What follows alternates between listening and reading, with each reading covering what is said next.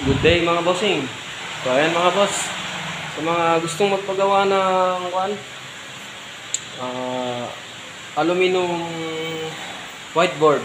So ito, yung yan, ito po yung loob niya mga idol.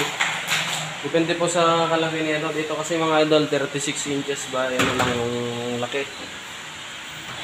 Kaya yun lang yung linagay nating ano niya.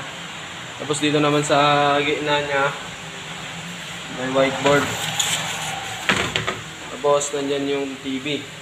So papalitan daw po kasi ng malaking TV to, kaya in-advancean natin siya ng lalagayan ng TV. Para sa malaking TV. Kung linagyan pa kasi natin ng layer dito, maliit na yung space. So hindi nakakasya yung lalagayan ng TV. Ito naman, yan. Smooth lang siya mga idol. Bubuksan na kayo sarado. Then dito sa kabila, kasi ano lang din sila. Yun lang din. Yung design ng sa kabila, ganun din mga idol. Pwede natin siyang lagyan dito ng mga kahit ano. Mga idol, pwede natin siyang paglambitinan. Hindi siya babagsak, bumabagsak. So, open natin siya sa gitna.